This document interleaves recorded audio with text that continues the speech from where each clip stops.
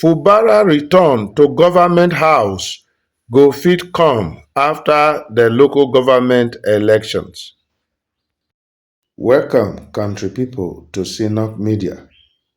Abeg, if you never subscribe to our channel, make you do so now.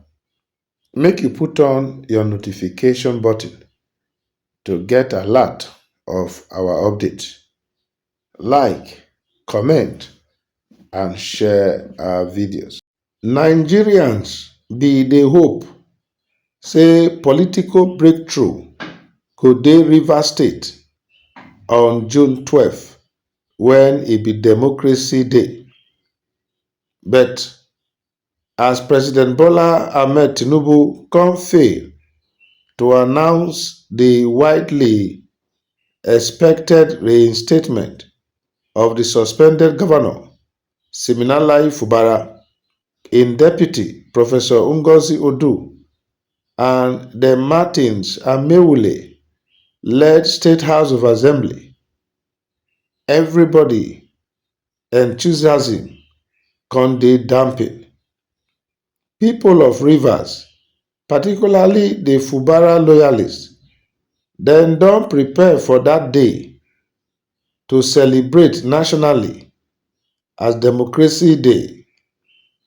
They anticipate say President Tinubu go lift the suspension when they impose since March 18 because of the political fight between pro-Fubara forces and the loyalists of the Minister of the Federal Capital Territory, Nyesom Wike. The state of emergency wey President Tinubu declare, e can lead to the appointment of Vice Admiral Ibok Ete Ibas retired as sole administrator.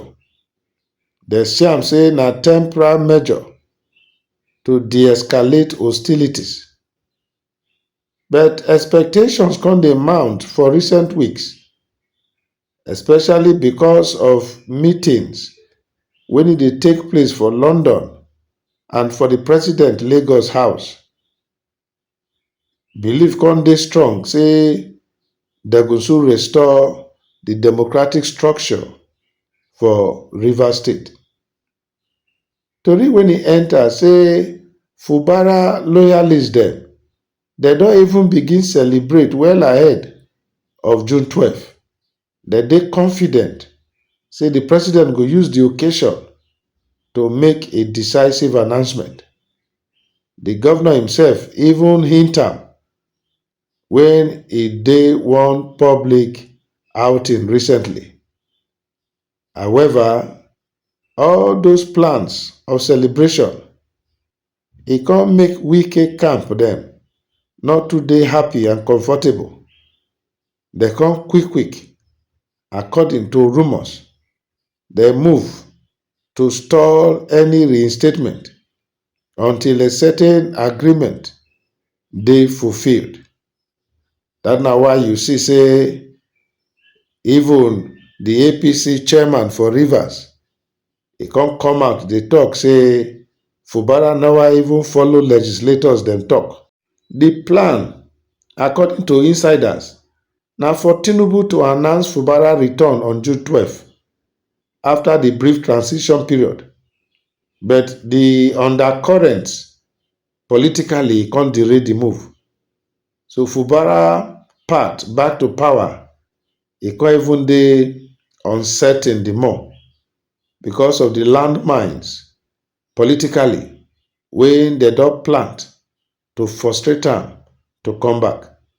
The chairman of the All Progressive Congress in Rivers, like I talked before, Chief Tony Okocha, he don already warn say Fubara go still face impeachment even if e defect to the APC.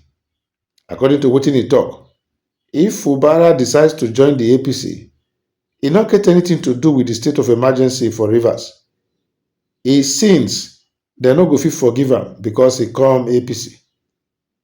He say Fubara never speak to am, and Fubara go only fit enter the party through the door, not the window. Reports also still dey say Fubara don offer to join the APC, just the same way governors of Delta and Akwa Ibom states do.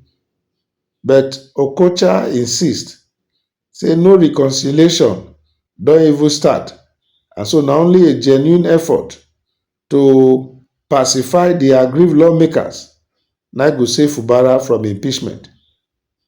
According to the story, Wike, for im part, e tell journalists during a media chat say Fubara no show serious commitment to peace. E con tok how the suspended governor visit am once with two prominent Yoruba leaders, but dem fail to follow up. E say Fubara na hold yam, na Fubara na hold knife. E say if you want genuine peace, e say dem go know. But despite all this, Fubara dey come see am with President Tinubu during the Eid celebrations for Lagos. Dat move e come make people start to talk again, say Fubara go soon come back. But sources dey indicate say Vice Admiral Ibas, the sole administrator of Rivers State, e don receive presidential backing to oversee local government elections for Rivers before im tenure end in September. Dis strategy, many people dey believe, say na to consolidate Wike grip on the state political structure ahead of the 2027 elections. Many lawyers don dey describe the move as unconstitutional. They say Ibas not get legal backing to conduct elections. President Tinubu don also transmit names of appointees for key state commissions, including the Rivers State Independent Electoral Commission and the Civil Service Commission, to the Senate for confirmation. With only 3 months when e remain before the end of the 6 months emergency rule, e con dey increasingly likely say Fubara go only fit return to office after local government elections. And by that time, the political terrain e go dey skewed heavily against am. Political analysts dey say Wike e dey bent on controlling Rivers State political machinery, especially after the rumor when they say im dey plan to secure the 2027 PDP presidential ticket is scatter because of the ambition of Oyo State Governor Seyi Makinde. One reliable source con dey tok say Wike's strategy na to obtain the PDP ticket and later step down for Tinubu so that the presidency go remain for South. Former Governor Rotimi Amechi tok dey say e also dey prepare for major political comeback. E dey plan to lead opposition coalition against Tinubu for 2027. And that one go fit turn Rivers State to a fierce battleground state as they dey tok am for election. Meanwhile, appeal to resolve the problem for Rivers State e don dey coming. Elder statesman and former PDP deputy national chairman Chief Bode George last week e don dey plead with Tinubu make e restore democratic governance for Rivers. E say because of the memory of all those when e don die in the journey to our democracy, e say make e please reinstate Fubara. Na so George appeal to President Tinubu. Country people, all these ones na postulations, and for politics, postulations e dey key, because from the look of things as at today, the journey look very long for Fubara.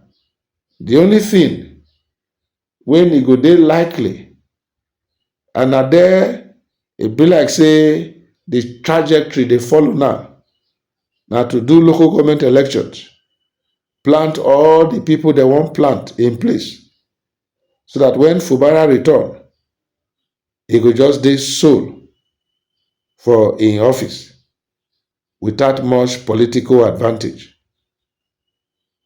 Country people, how you see this story? If you get anything to say, tell us for the comment section.